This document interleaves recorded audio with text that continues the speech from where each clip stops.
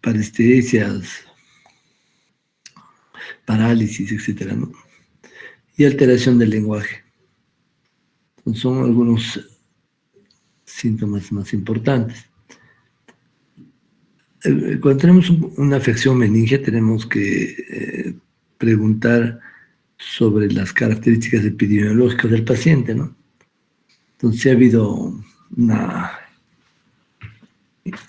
afección otorrina previa, por ejemplo, ¿no? O ha habido de repente una otitis media,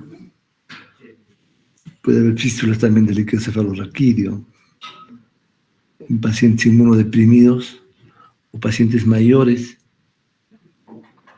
Vamos a tener predominancia, por ejemplo, de listeria, ¿no? De Streptococcus pneumoniae, de meningitis.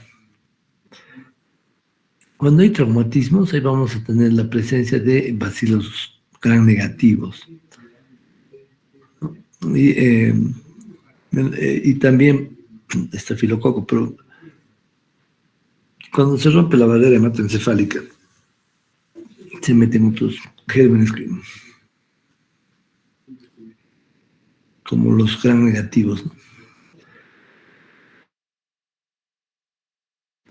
¿Por dónde vamos a tener la infección? Puede ser por vía hematógena, es la más frecuente, a veces por contaminación orofaringea o nasofaringea.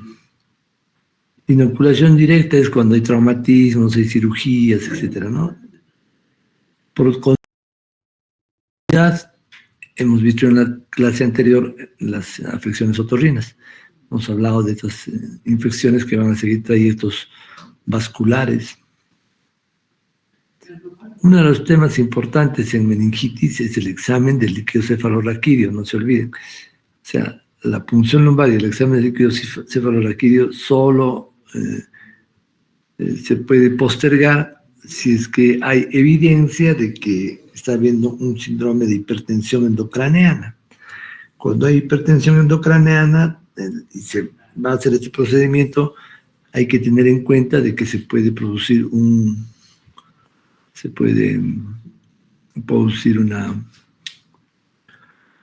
hipertensión que haga el enclavamiento, ¿no? del bulbo. Entonces, eso es una emergencia. Entonces, para esto, pues ya saben ustedes que tienen que realizarse un examen de fondo de ojo para ver si es que hay borramiento de los bordes, si es que hay protrusión y borramiento o edema de la papila a nivel de la retina. Entonces, si vemos eso, postergamos el procedimiento. Ahora, la punción lumbar, que es un procedimiento relativamente sencillo, también tiene que hacerse, pues, primero, no se debe de aspirar el líquido cefalorraquídeo. Hay que dejar que la punción, que la caída del líquido cefalorraquídeo sea por su propia presión. Eso también tenemos que evaluar si es que el líquido cefalorraquídeo está a presión aumentada, entonces vamos a ver un chorreo rápido, no solamente un goteo. Vamos a ver el tipo de, las características del líquido cefalorraquídeo, la transparencia, vamos a ver si hay opalescencia, vamos a ver si hay sangrado, y el color, ¿no? Por ejemplo, la coloración amarillenta o pajiza nos indica a veces la tuberculosis meningea. También ahí ya vamos a en los exámenes y a la cuantificación de la presión del líquido cefalorraquídeo no solamente se debe hacer viendo el chorreo, sino se debe cuantificar. Normalmente son con manómetros de agua o con columnas de agua, donde es la presión de agua la que nos va a dar el número, ¿no? Más de 5 centímetros está elevado. Entonces, cuando mandamos a hacer los exámenes, tres cosas nos interesan, ¿no? El examen citológico, O sea, es decir, la presencia del tipo de célula que se tiene ahí, si son polimorfonucleares, linfomonucleares, si son otro tipo de células, ¿no? Que se pueden encontrar, o sea, por ejemplo, los crenocitos, la presencia de hematíes. Los crenocitos son glóbulos rojos, son deshidratados. La presencia de crenocitos me indica de que ha habido sangrado, está habiendo sangrado en el canal medular. Entonces, a diferencia de la presencia de un sangrado traumático por el procedimiento. Entonces ahí vamos a ver glóbulos rojos normales, ¿no? También hay que cuantificar en la parte bioquímica si es que las proteínas están elevadas, ¿no? Entonces, cuando hay pacientes con hiperproteinorraquia, hay que pensar que está habiendo un cuadro inflamatorio. Por lo tanto, hay salida de proteínas al líquido cefalorraquídeo.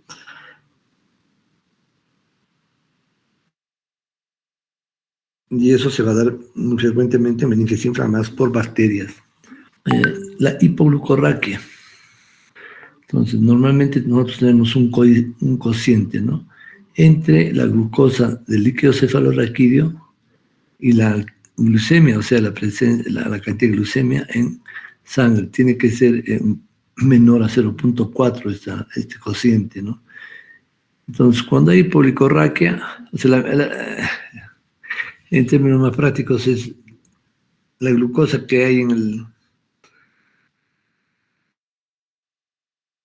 líquido cefalorraquídeo tiene que ser la mitad de la concentración de glucosa que hay en sangre. Cuando tenemos hipoglucorraquia es que las bacterias están consumiendo la glucosa, por lo tanto va a haber hipoglucorraquia, la glucosa va a bajar. Esto es para todas las bacterias. En el caso de las meningitis por virus no pasa esto, las virales, o también en el caso de tuberculosis, no hay tanto consumo de la glucosa, ¿no? Entonces es una prueba bien específica. Se deben pedir exámenes microbiológicos del líquido cefalorraquídeo y nos van a dar, lo más importante es hacer el GRAM. El GRAM es una atención muy rápida y se debe de hacer inmediatamente. ¿Por qué? Porque si tenemos una meningitis por meningococo, el tratamiento es diferente, pero no solamente es el tratamiento del paciente, sino también es el tratamiento profiláctico del personal o de las personas que han estado rodeando al paciente. Esto es importante, ¿no? La atención de GRAM. Luego, el cultivo del líquido cefalorraquídeo se debe de hacer, rinde muy bien cuando tenemos gérmenes, hasta un 80% de rendimiento. Bueno, ahora usamos también la detección de antígenos para influenza, ¿no? Para Neisseria, para estreptococo, estafilococo galactic. Pero lo más interesante que estamos usando últimamente es el GeneSpell, que es un PCR en tiempo real, ¿no? Entonces, una reacción cadena polimerasa tiene muy buena sensibilidad y especificidad siempre y cuando haya presencia del germen. Entonces, a veces nosotros queremos encontrar, por ejemplo, Mycobacterium y pedimos PCR en líquido y sale negativo. La cosa es que no hay el germen, la cosa es que en ese momento no hay rastros, porque los gérmenes generalmente en tuberculosis pueden estar más que todo en el tejido que en el líquido cefalorraquídeo. Entonces, acá, por ejemplo, es para poder comparar los diferentes parámetros, ¿no? En infecciones víricas, en infecciones bacterianas, en tuberculosis, en infecciones micóticas o pacientes que han sido tratados parcialmente. Entonces, en vírico, los leucocitos van a estar menos de 1000, en bacterianos más de 1000, en tuberculosis menos de 300, o sea, no hay una leucocituria. Los hongos de menos de 500, ¿no? Los neutrófilos van a estar bien elevados en los víricos, van a estar solamente en un 20 de 20 a 40% presentes. Donde también elevados son en los bacterianos, ¿no? Entonces, ¿por qué en los víricos no van a estar presentes tanto los neutrófilos? Porque va a haber presencia del linfoma mononuclear. Entonces, si hay linfomonos, vamos a pensar más en una infección vírica o una infección tuberculosa. Igual, o sea, en los hongos hay poca cantidad de neutrófilos, ¿no? Las proteínas en el vírico puede estar normal, menor de 100 miligramos por decilitro. El bacteriano sí tiene harta proteína. La tuberculosis también tiene harta proteína, porque hay bastante inflamación. Y en los hongos también puede estar elevado, ¿no? La glucosa está disminuido o normal en los hongos, en infecciones víricas. O sea, es que no hacen pues actividad metabólica para consumir la glucosa, ¿no? A diferencia del bacteriano que está en menos de 40, la tuberculosis en menos de 40, los hongos. Entonces, la relación de glucosa en los víricos va a estar normal, en los otros sí se va a ver de glucosa sanguínea con glucosa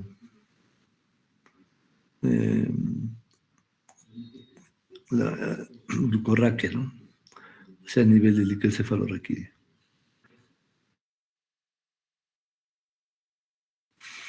Bueno, hemos visto ya esta parte de las pruebas diagnósticas que se recomiendan. Aparte de las pruebas de líquido cefalorraquídeo, al paciente tenemos que pedirle, lógico, su hemograma, fórmula, su estudio de coagulación, bioquímica básica, ¿no? Porque no de repente tenemos un paciente que no está haciendo un meningismo, ¿no? Y eso puede ser por otras sustancias también, ¿no? Por ejemplo, en pacientes que están con hipernatremia. Entonces, tener pues espasticidad, hasta convulsiones, ¿no? Y nos interesa la tomografía o la resonancia, pero meningitis es un examen secundario.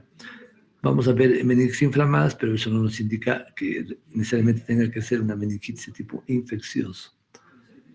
El tratamiento antimicrobiano en el caso del sistema nervioso, debe ser inmediato y es una urgencia. Entonces, hay que iniciar, o sea, después de los 30 minutos en que el paciente ingresa. Y, porque cuando ingresa pues, con un estado de compromiso sensorio o convulsionando, etc. El problema es que como el cerebro es muy lábil, entonces las recuperaciones van a ser, si se demora el inicio del tratamiento, la recuperación va a ser lenta y va a haber secuelas. Entonces no hay que tener un paciente secuelado por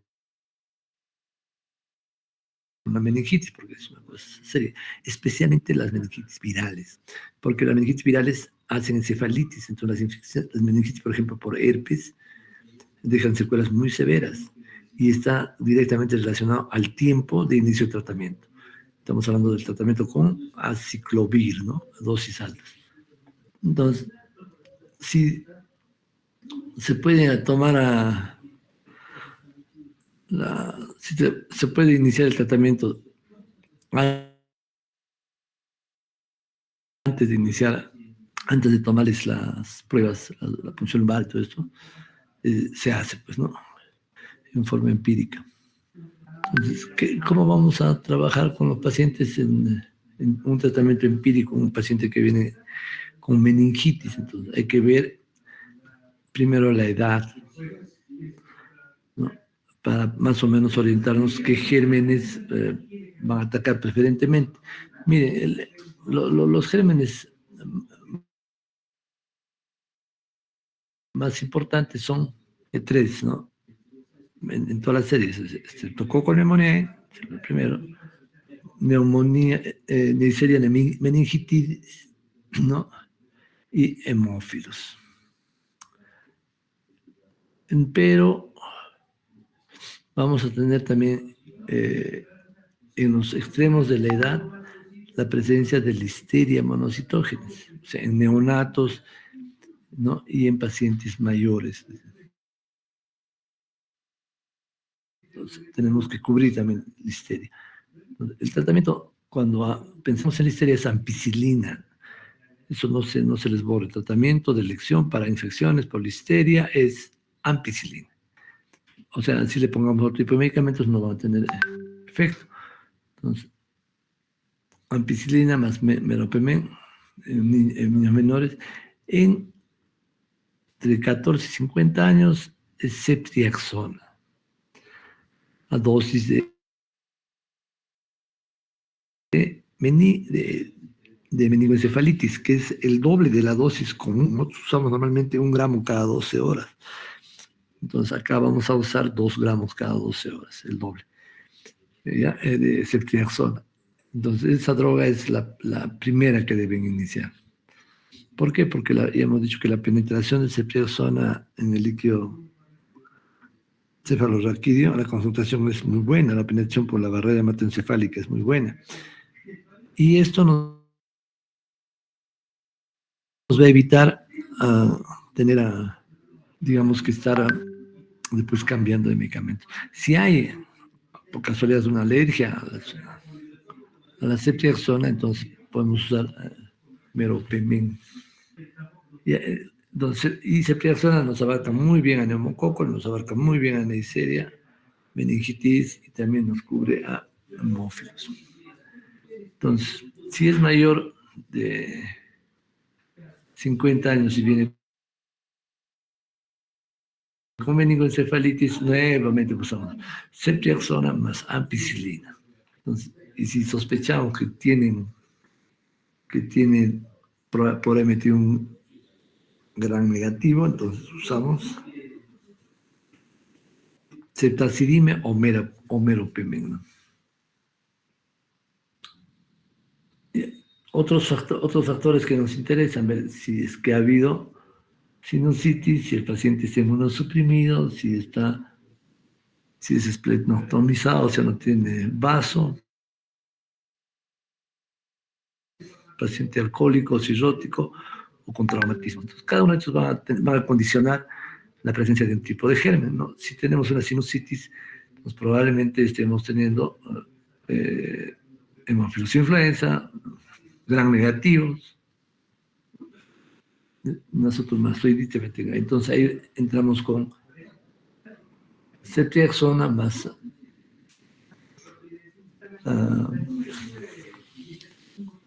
o ceftazidime o ceftriaxona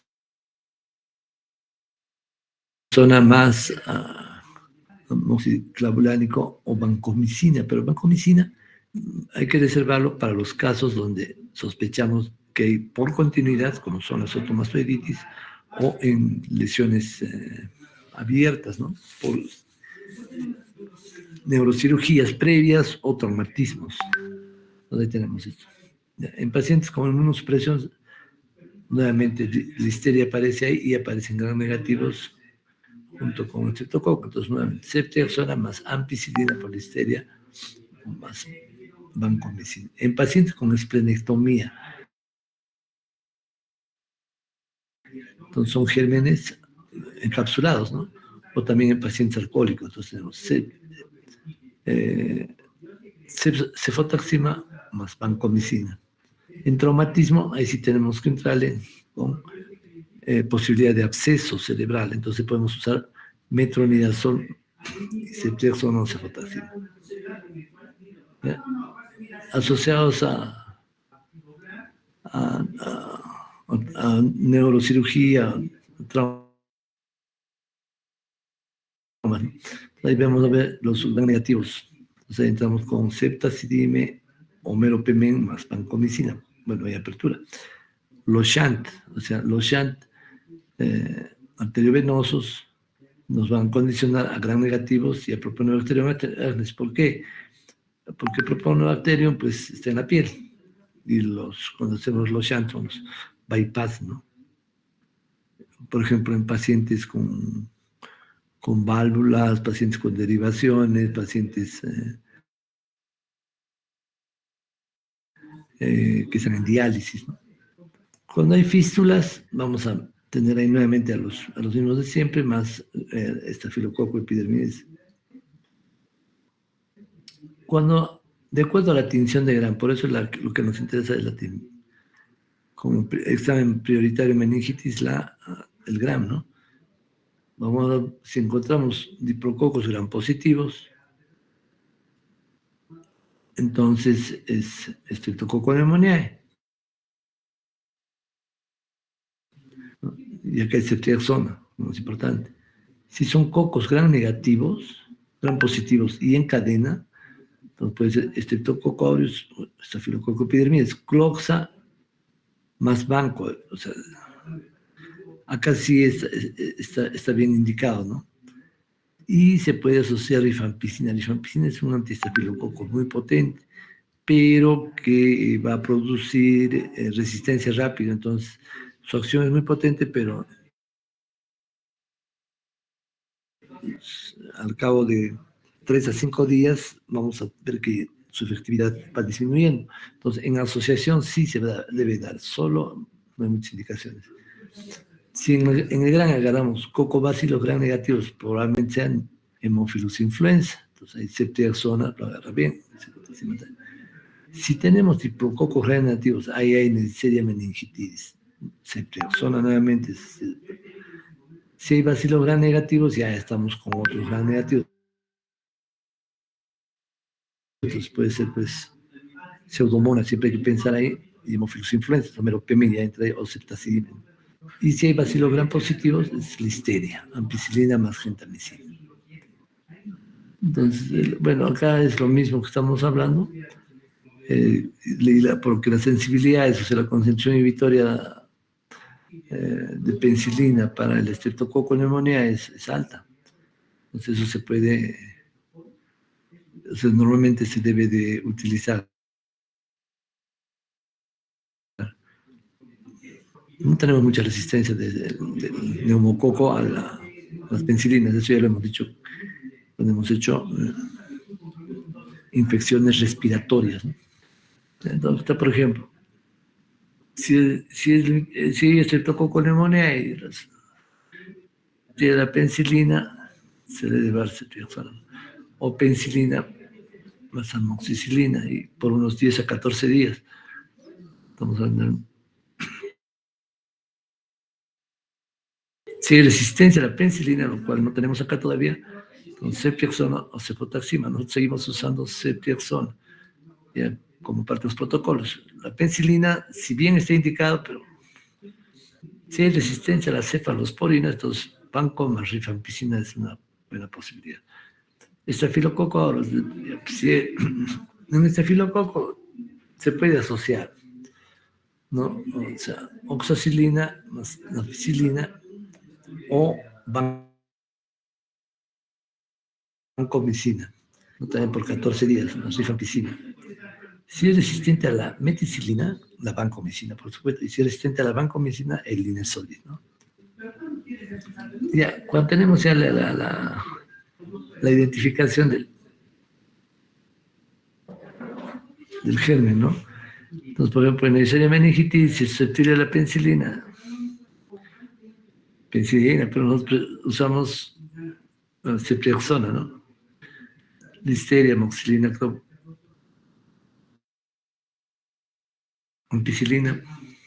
En Haemophilus influenza, acá viene el beta-lactamasa, ¿no? Si es beta-lactamasa negativa, amoxi o ampicilina. Si es beta-lactamasa positivo, ceftriaxona. Si es beta-lactamasa negativa, pero resistente a la ampicilina, obviamente ceftriaxona, más meropemin. ¿Qué otras cosas podemos manejar en estos pacientes? Porque son pacientes muy graves, ¿no? Probablemente hay que derivarlos a áreas críticas de observación, si están convulsionando en estado convulsivo, etcétera, o están deteriorándose a cuidados intensivos. Entonces hay que tener siempre una oxigenación permanente, manejar la hipotensión y el shock, ¿no? Manejar el edema cerebral. Entonces, en un cerebro inflamado es muy fácil que se desencadenen, por ejemplo, disautonomías o síndromes convulsivos, ¿no? Entonces, debemos de disminuir. Dos formas de disminuir el edema cerebral es con corticoides, como dexametasona, 10 miligramos cada 6 horas por 4 días. Miren, esto, por ejemplo, es parte del protocolo del manejo de la meningoencefalitis tuberculosa. O sea, es corticoides, es dexametasona, ¿no? Luego, de los 4 días vamos a ir disminuyendo y vamos a mantenerlo hasta que evidenciemos mejoría, ¿no? Como puede ser pues, que cesen las convulsiones, que el paciente mejore su estado de conciencia, cosas así. Entonces hay que mantenerlo. Manitol es un diurético, ¿no? Que se debe dar en dosis de 0,5 a 1 gramo por kilo. Entonces son en infusiones de 15 minutos. Baja muy bien esto, pero hay que tener cuidado en cargar mucho de volumen al paciente y tampoco usarlo en forma permanente o por forma prolongada porque va a hacer resistencia al manitol. Otro tema de los pacientes que han venido con problema sensorio o con meningoencefalitis es evitar las convulsiones, ¿no? Entonces, para eso vamos a darle su fenitoína. Entonces, la fenitoína se da primero una dosis de carga de 18 miligramos por kilo y después le damos una dosis de mantenimiento de 2 miligramos por kilo cada 8 horas endovenoso hasta que se resuelva el problema. Normalmente es por 7 a 14 días. Hay que buscar el foco de origen de donde ha salido el problema y tratarlo. Pues, ¿no? Si es una sinusitis, hay que tratar la sinusitis, hay que drenar, ¿no? Si es que ha habido abscesos para meningios, etcétera, ¿no? En pacientes que han tenido meningitis, entonces se debe aparte del tratamiento del paciente, se debe indicar profilaxis para las personas que han estado cercanas a él, porque es contagioso y el paciente tiene que ser aislado, ¿no? Entonces, ¿qué profilaxis usamos? Normalmente se usaba rifampicina, 300 miligramos cada 12 horas por 2 días, ¿no? Pero también se prefiere ahora usar solamente una dosis de ciprofloxacina en los pacientes, en las personas que han estado acompañando. Si vienen las meningitis meningocócicas con cierta regularidad, no se olviden de que somos hasta el 10% de la población es portadora de meningococo en la faringe. Entonces, no es una cosa rara, ¿no?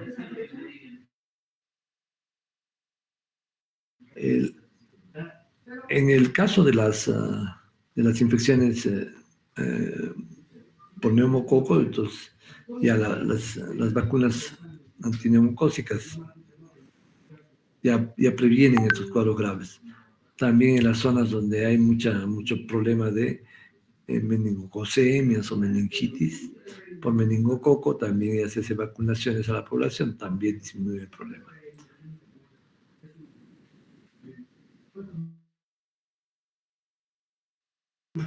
Ahora vamos a hablar de las encefalitis y meningoencefalitis. Ya hemos hablado de las meningitis y sus características clínicas. Hemos dicho que las encefalitis pueden tener un componente meningio casi siempre, pero hay también encefalitis que nos van a mostrar unas características propias, ¿no?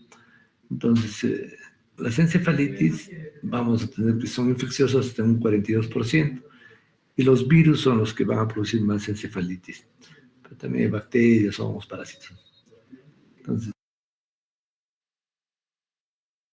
pueden ser también componentes de un cuadro más general, como cuadros sépticos, ¿no?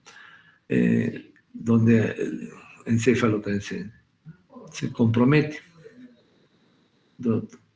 Enfermedades autoinmunes, enfermedades metabólicas, neoplasias, paraneoplásicas también nos van a producir cuadros de encefalitis, ¿no?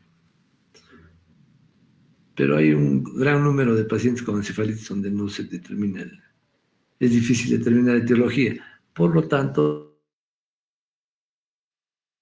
la mayor parte del tratamiento son de tipo empírico.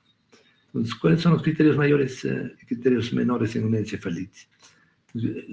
Primero, el criterio mayor es la alteración de conciencia, o sea, el paciente va a entrar o en agitación, o en sopor, o en coma, ¿no? Entonces, va a haber cambios de personalidad en un 80%, alteraciones en el comportamiento del lenguaje, etcétera, ¿no?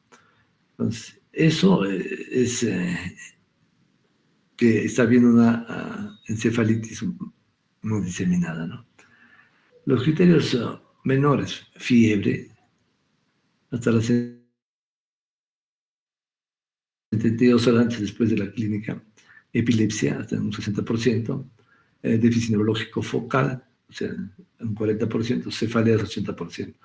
Entonces son criterios menores, ¿no?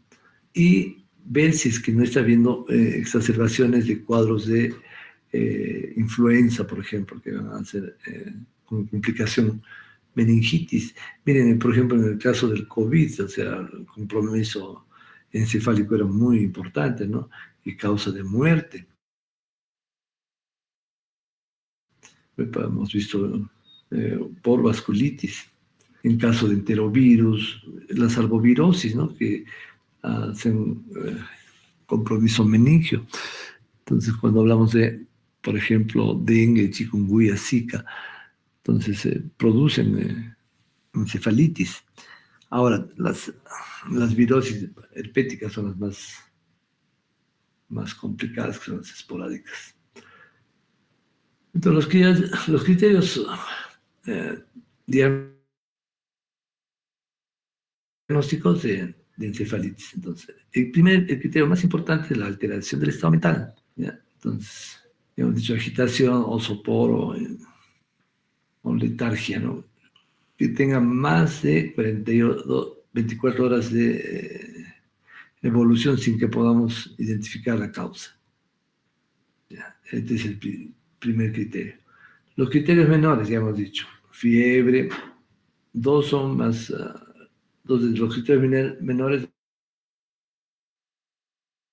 van a jugar la posibilidad de meningitis, o sea, fiebre, más de 38 grados, unas 72 horas después de la presentación, convulsiones, déficits focales, leucocituria, ¿no? O sea, podemos tener anomalías en el parénquima cerebral, en la resonancia o en la tomografía, alteraciones en el electroencefalograma, ¿no? Entonces, estos son criterios menores. Dos de estos nos pueden dar, podemos considerar que hay una encefalitis para dar tratamiento. Evaluar también el viaje, ¿no? Los viajes que ha tenido este paciente o dónde ha estado previamente. Muchos de ellos vienen de la selva. Entonces, por ejemplo, tenemos malaria, dengue, ¿no?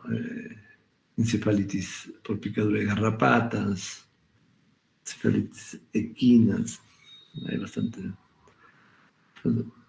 Las encefalitis más frecuentes en adolescentes son por enterovirus, micoplasma y virus del herpes tipo 1, herpes simple tipo 1. Este es el que nos va a producir mayores secuelas y mucho más graves. En adultos, hasta el 60% virus del herpes, varicela zoster hasta un 19%, ¿no? Pero también el COVID, influenza, etc.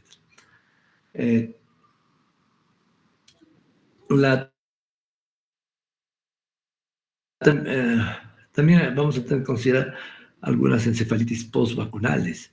También virales, la encefalitis más representativa de todos, entre las virales es la rabia. La rabia es la encefalitis típica. Hay destrucción de tejido, hay cuerpos de inclusión, hay cuadros de agitación, al final hay cuadros de sopor, coma y muerte, ¿no? Entonces, y claro, hemos tenido brotes, pues cada 2 o 3 años tenemos brotes pequeños, especialmente de la rabia silvestre, ¿no?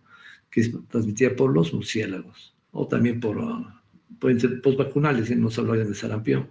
Las posinfecciosas, ya, rubiola, parotitis, sarampión, todas aquellas que van exactamente dentro del TORCH, ¿no? Citomegalovirus, toxo, etc., ¿no? Epstein-Barr, JC, etc. Otras que pueden producir encefalitis, micobacterias, o sea, tuberculosis, listeria, ¿no? En parasitosis, toxoplasmosis, es el clásico en pacientes con inmunodeprimidos. En hongos ya hemos visto criptococo, aspergillus, ¿no? Producen encefalitis. Aunque criptococo también produce una meningitis muy agresiva, muy severa. En pacientes inmunocompetentes, ya hemos visto lo más frecuente, ¿cuáles son? En pacientes inmunodeprimidos, listeria, toxo, criptococo, en pacientes de zonas donde hay arbovirosis o malaria, ¿no? También enfermedades del sueño, son encefalitis producidas por parásitos. En encefalitis desmielinizantes, por ejemplo, las infecciosas postvacunales, ¿no? Sarampión, varicela, rubiola. Las diferentes formas de transmisión de las encefalitis de persona a persona, puede ser oral fecal, por vía sexual, VIH, congénitas, secreciones respiratorias, ¿no? De insectos, todas las arbovirosis, ¿no? El virus del oeste del Nilo, virus Chiquetes, Coxsackie, ¿no? Zoonosis, rabias, borrelias, personal sanitario. Entonces, en las encefalitis las imágenes son interesantes, ¿no? O sea, las neuroimágenes, porque llevan un patrón más o menos y nos puede orientar a eso, ¿no? Entonces, es mejor usar siempre la resonancia, que es más sensible en el caso de encefalitis, más que la tomografía. Y si lo hacemos con contraste, mucho mejor, porque vamos a ver el área no solamente de la lesión, sino también de la inflamación periférica. Entonces, por ejemplo, si tenemos lesiones hemorrágicas, ya sean uniobilaterales y frontotemporales, hay que pensar en virus del herpes tipo 1. Si hay lesiones en el tálamo y troncoencefálicas, virus del oeste del Nilo. Si son encefalomielitis, pueden ser autoinmunes. Si hay lesiones cerebelosas, si hemos tenido un paciente ahora hospitalizado, virus del Epstein-Barr. Si son hay afecciones en ganglios basales y en el tálamo, arbovirosis, micobacterium tuberculosis. Si son lesiones que generan espacio, generan masa, tuberculosis, toxoplasma, hongos, ¿no? Si hay hidrocefalia, también puede ser tuberculosis, ¿no? Y en el tronco cerebral, arbovirosis, tuberculosis y listeria. Ya hemos hablado del liquiocefalorraquídeo, igual que en las meningitis se debe hacer un estudio de liquiocefalorraquídeo. Como les dijimos, no hay meningitis exclusivamente que hacerse solamente al encéfalo, siempre hay una repercusión en el liquiocefalorraquídeo, ¿no? Entonces, inclusive, si es que, por ejemplo, hay un granuloma TB, no va a ser un líquido totalmente aséptico. Quizá en algunas parasitosis, ¿no? Como la cisticercosis, no encontremos con exámenes de rutina de liquiocefalorraquídeo algún diagnóstico, o de repente quistiatídico, algo, ¿no? A nivel cerebral. Pero sí va a haber presencia de anticuerpos, ¿no? Entonces, idealmente, cuando tenemos encefalitis, se debería hacer una biopsia cerebral, con estereotaxia, o sea, con guías de imágenes. Pero no se atreven mucho, ¿no? Aunque si están cerca de la superficie de las lesiones en la imagen, se podría hacer, ¿no? Cuando hay hidrocefalia severa, ¿no? Se aprovecha para poder sacar más muestras. Entonces, vamos a identificar partículas virales en la biopsia cerebral, anticuerpos intratecales. Por ELISA vamos a pedir para el panel para virus neurológicos y para enterovirus, ¿no? Y también se puede hacer pues, los exámenes de rutina para las arbovirosis.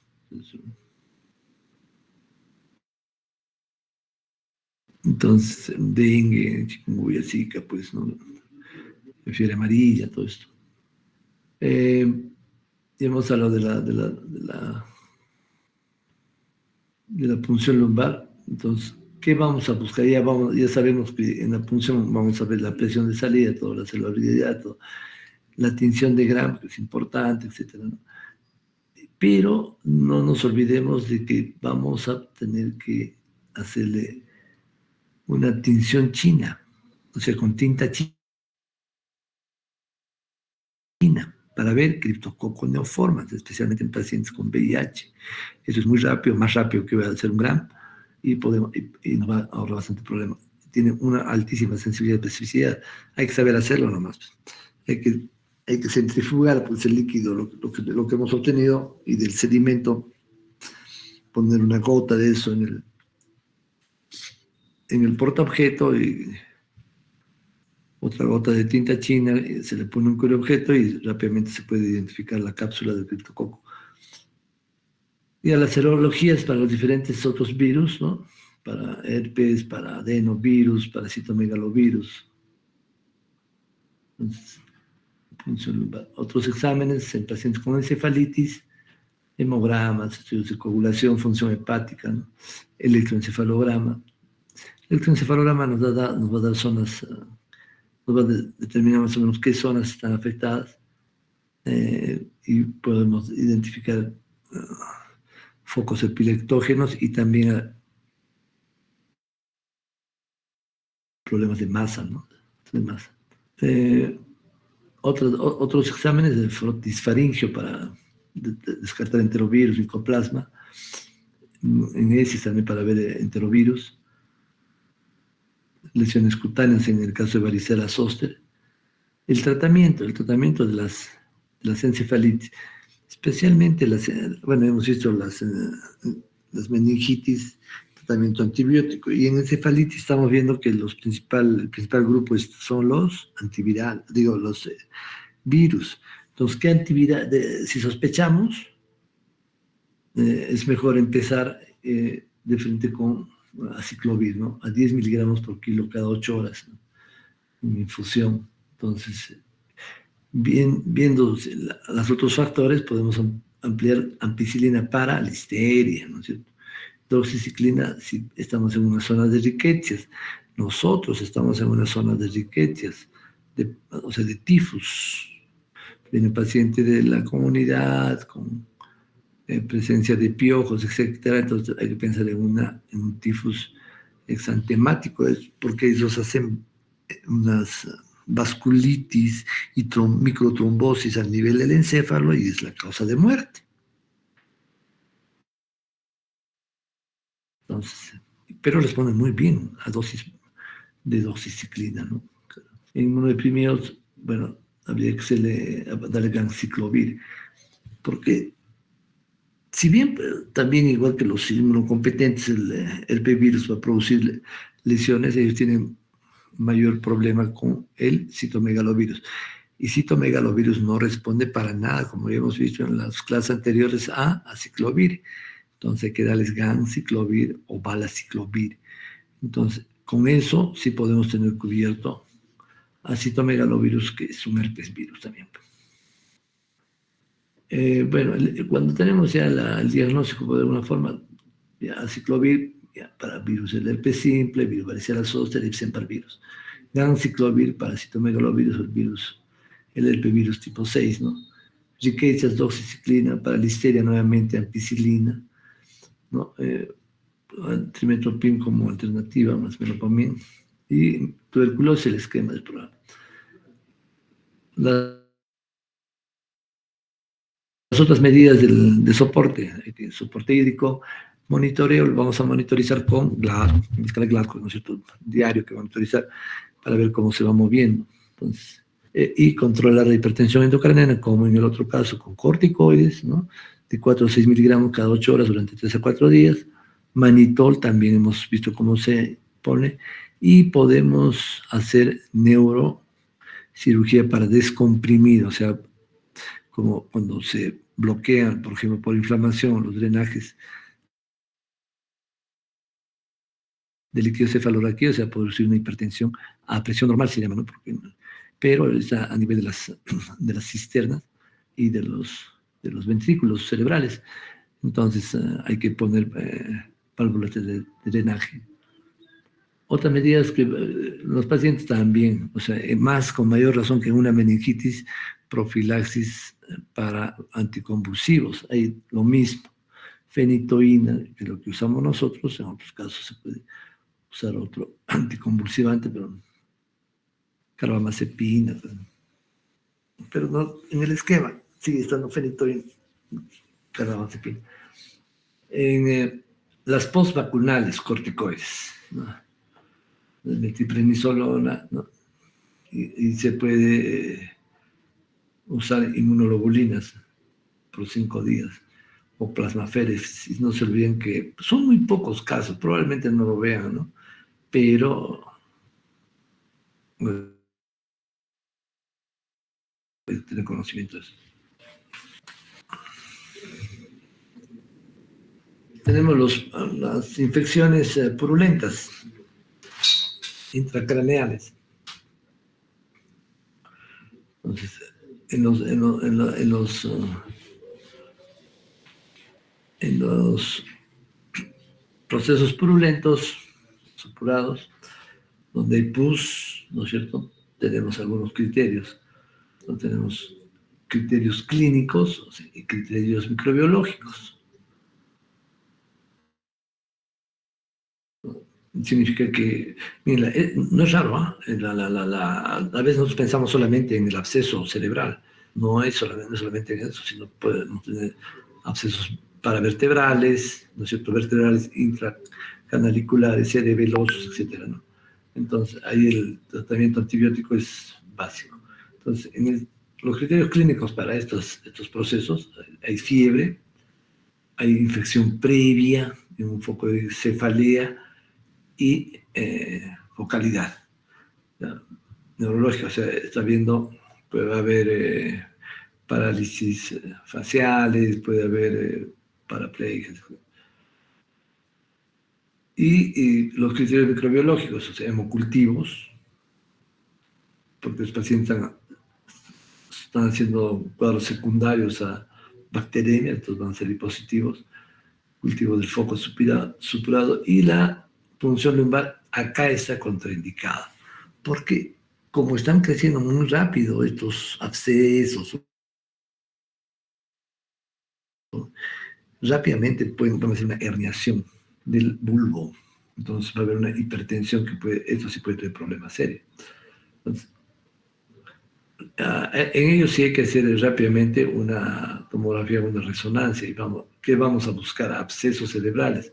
Es una imagen redondeada, puede ser única o múltiple, dependiendo del germen, ¿no? Y puede haber un cuadro de cerebritis, o sea, de inflamación periférica al absceso, ¿no? Y ese edema, que es a veces más grande que el mismo absceso, hace un efecto de masa. Por esto es que no se debe evitar la punción lumbar, porque el efecto de masa está desplazando. Entonces ustedes van a verlo claramente cómo desplaza la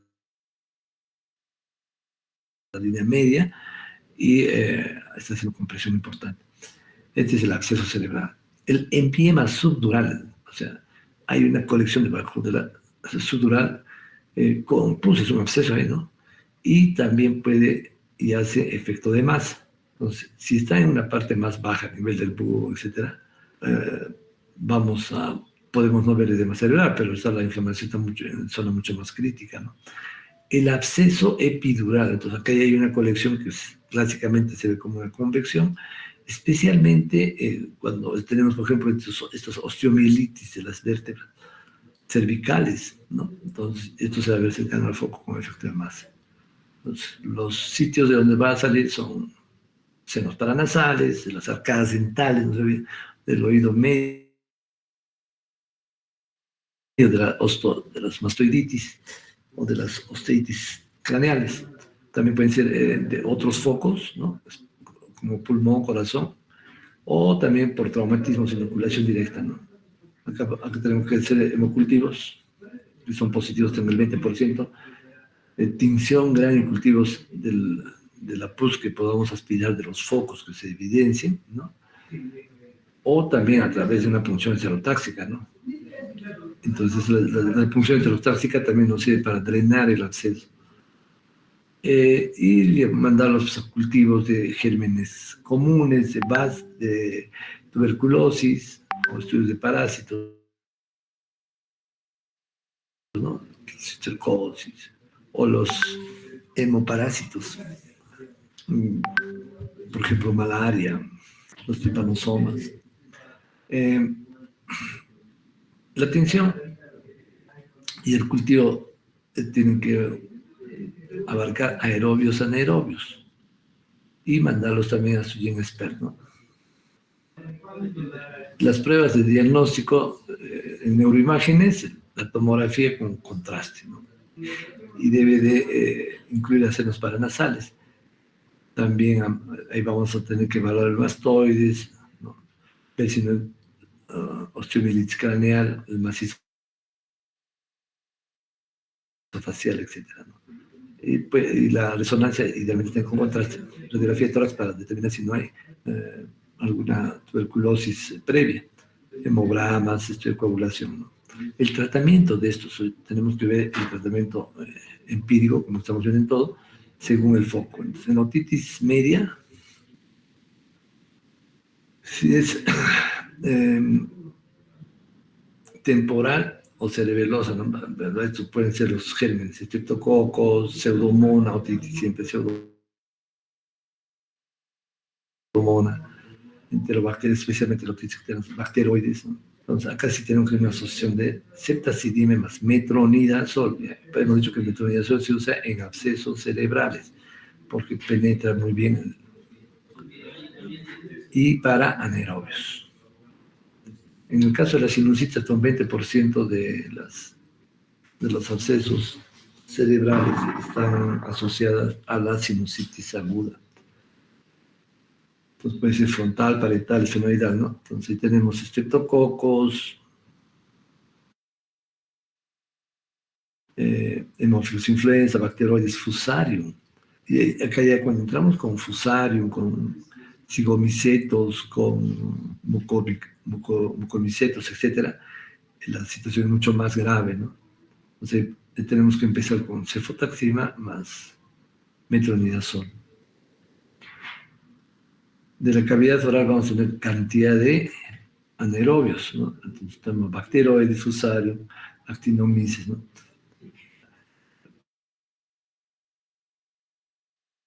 Como son gran positivo la mayor cantidad de anaerobios, entonces penicilina a grandes dosis nos sirve muy bien, ¿no? Más metronidazol o ceftriaxona o cefotaxima más metronidazol. Hay que buscar manejar los anaerobios.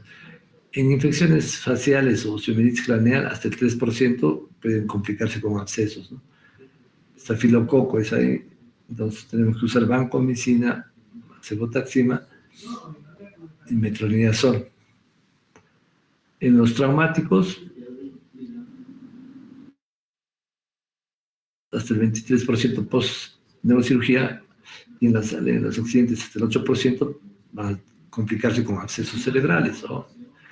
Siempre acaba de haber estafilococo, ya sea aureus o el epidermides.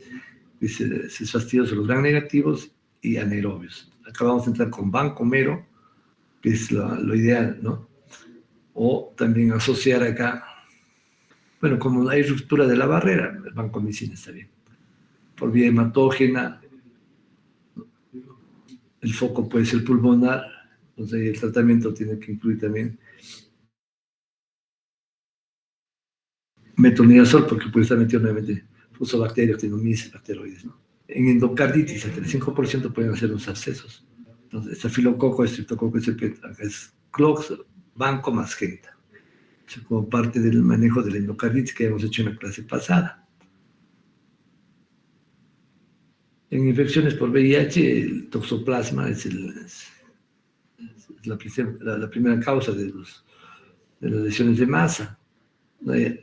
Tenemos acá la sulfadiazina pirimetamina, que se llamaba el Fansidar, ¿se acuerdan, no? Entonces, el Fansidar no lo tenemos. Entonces, tenemos que suplir el tratamiento de toxoplasma con sulfamethoxazol trimetoprim más clindamicina, siempre dándole su ácido folínico por la sulfa. Entonces, si encontramos pirimetamina, no, está muy bien, ¿no? Pero no lo tenemos. Entonces, no se olviden. Sulfamethoxazol trimetoprim más clindamicina, en el caso de toxoplasma. Cuando tenemos el germen ya identificado, pues tenemos que desescalar y cambiar, ¿no es cierto? Y el tratamiento dirigido generalmente dura 8 semanas en abscesos cerebrales y 4 semanas en empiemas sudorales y abscesos epidurales. Siempre en los empiemas sudorales hay que drenar. En los cerebrales, por la dificultad, porque no tenemos procedimientos aunque sea de punción aspiración. Entonces tenemos que dar básicamente antibióticos. Es uno de los pocos abscesos que no se drena mucho, no por protocolo, sino por falta de recursos. Si tuviéramos esterotaxia, se drena. Entonces, el enfoque de estos pacientes tiene que ser multidisciplinario, o sea, junto con el neurólogo, con el neurocirujano, ¿no? El intensivista, porque se descompensa muy rápidamente. Por ejemplo, si es que se rompe un absceso cerebral dentro de las meninges, ¿no? Entonces va a ser una situación muy, muy grave, ¿no? Y el óbito puede ser muy rápido, ser la muerte, ¿no? Entonces hay que disminuir también el edema cerebral, y hemos visto cómo se disminuye el edema con dexametasona o manitol, y ver al paciente si se pone en ventilación mecánica. Entonces, a los abscesos, la indicación quirúrgica, ya, punción, evacuación con heterotaxia. Entonces, el absceso tiene que tener más de 2 centímetros, 2.5 centímetros. No es tan grande, ¿no? Entonces, si hay abscesos múltiples, también se puede hacer. Si la localización es profunda, hay que tener, hay que hacer heterotaxia. Si está profundizando más su depresión de conciencia, ¿no? Si está entrando de repente en un coma profundo, ¿no? Y eso lo vamos a ver con el Glasgow. Si está en la zona supratentorial, ¿no? Entonces, hay que ver si es que no hay cerebritis para no tocar. Si es que el absceso está en la fosa posterior, es muy difícil, mucha complicación. Y si es que ya se rompió, porque si hay una meningitis, ya se rompió el absceso, ¿no es cierto? Entonces, la exéresis quirúrgica, entonces ya no es por punción, entonces eso ya es con abscesos mayores a 3 milímetros, ya no funcionaba las punciones, está en la fosa posterior, ¿no? O está a nivel periventricular. Hay presencia de gas, o sea, si hay presencia de gas, la cuestión en cualquier absceso se ha complicado. Si hay presencia de gas es que hay anaerobios, ¿no? O también si es que hay presencia de cuerpos extraños, etcétera, ¿no? Asimismo, si se sospecha de que hay gérmenes multiresistentes, ¿no? O nocardia o hongos. Entonces ahí se hace ya la exéresis quirúrgica.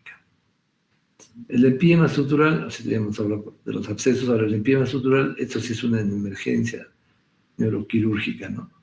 Entonces, o sea, acá la cirugía no va a tener mayor función porque ya pues está en todo el canal. Entonces, se puede drenar el empiema, ¿no?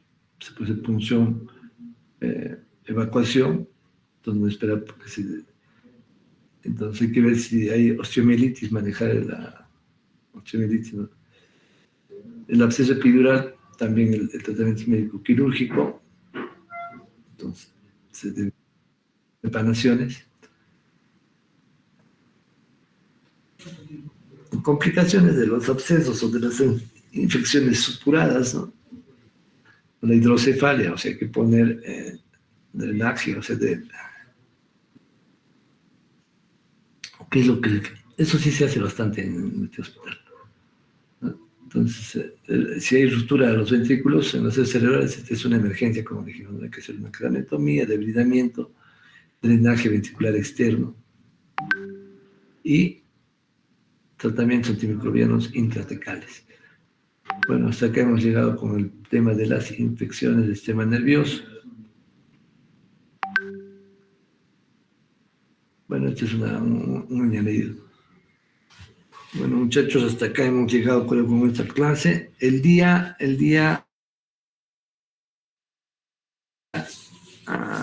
lunes tenemos el examen, ¿no es cierto? Entonces va a ser a las 6 sería o a las 7. Eh, ¿Podría ser el día a las 6 de la tarde, doctor? Ya a las 6 de la tarde, entonces. Tenemos el examen en la Doctor, clase. según el calendario académico también, se puede subir máximo las notas hasta el lunes a las 6 de la tarde.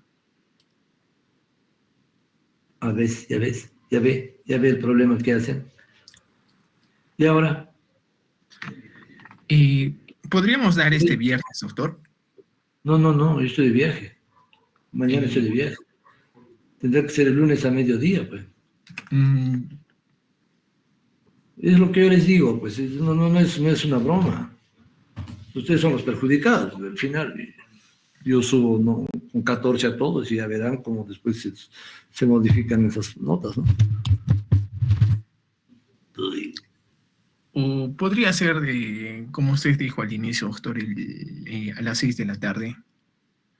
¿Y a qué hora se califica? Si se va a subir hasta las 6 de la tarde, no. Ah, Ya, doctor, entonces a mediodía. ya a mediodía, Ya, ya, mediano doctor. temprano, pues, lunes a la de una a dos será. O podría ¿Ya? ser a las 12, doctor. A las 12. El problema Sí. es que no les aseguro a las 12, pero porque estoy con todo el trabajo de los pacientes, ¿no? A la una sí puedo tomarme un rato del refrigerio. Ya, doctor, entonces a las 1. Ya, a la una el día lunes. Ya, ya, Ya, doctor. Hasta la siguiente pues, semana. ok.